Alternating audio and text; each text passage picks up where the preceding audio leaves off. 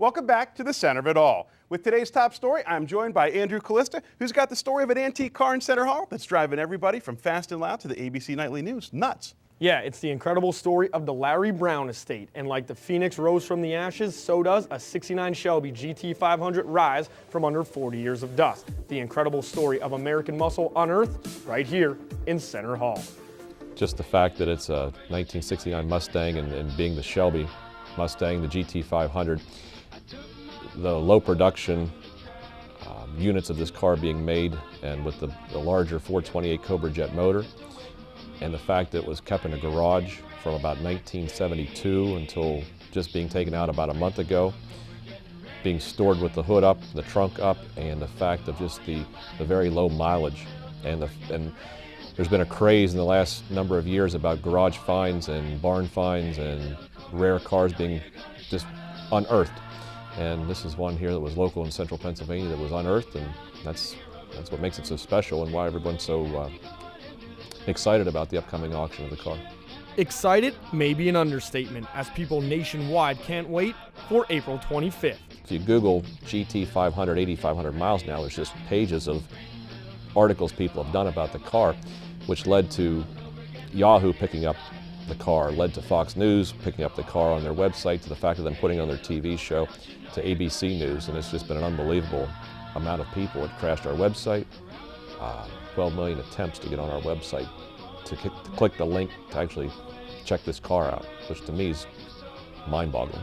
From being found in Center Hall to having Ron's mom and friends aiding during the entire process. It's very exciting for us. It's a big undertaking, but it is exciting, and it's nice that it is local and the folks trust us to take care of selling it for them. It's nice for the folks of Center Hall and Center County that have been so excited about the car and read about the car, and they'll have a chance to see the car be sold, and they'll have a chance to witness it and be there, whereas if it was taken somewhere else, it loses its luster. And I've always felt that way about auctions. I like to sell things on site, where they came from, so people can see where it came from.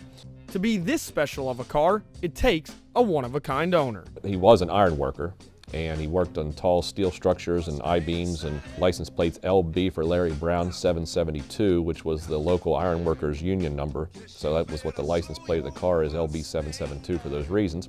And he actually took tin snips and trimmed the sides of the license plate down, because the license plate was wide enough that it was starting to just scratch the sides a little bit, and he didn't like that, so he actually tin snipped it down. But he took very good care of his things, and he bought a lot of man's toys and enjoyed them, but just didn't put a lot of miles or hours on them. An amazing find is bound to have doubters, but the boys from Center Hall have a message for them. To every 10 people that are interested in the car, 9 people have either something detrimental to say or don't believe it, to the one person that actually understands it.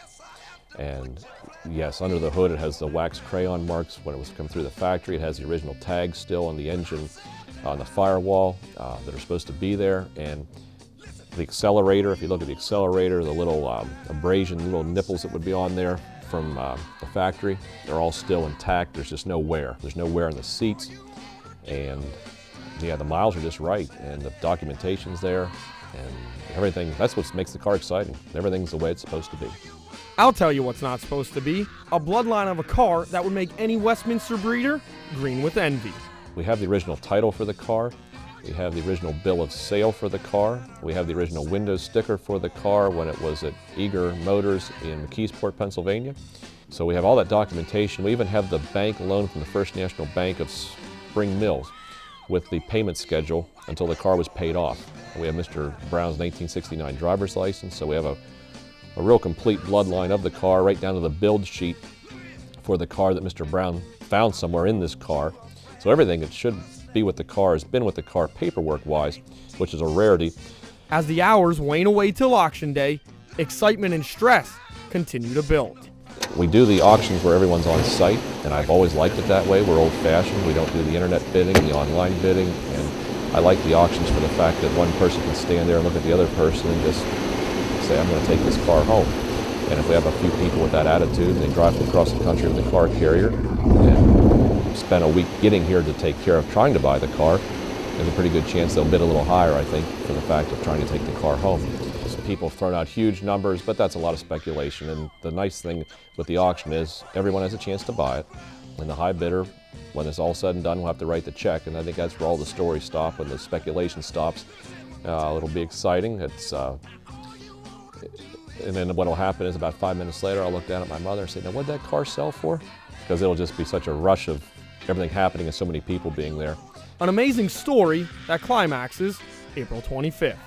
You know, it's an amazing car, Andrew, and you're the only one to get video of this car actually outside. Oh yeah, when you hear the engine purr, you can't help but be excited. And if you have 200 grand to loan me, I'll hit up the auction on April 25th and we'll take it down on 45 and really drop the hammer. It's a great story. When we come back, we're going to check in with one local golf course to see how they fared during this tough winter.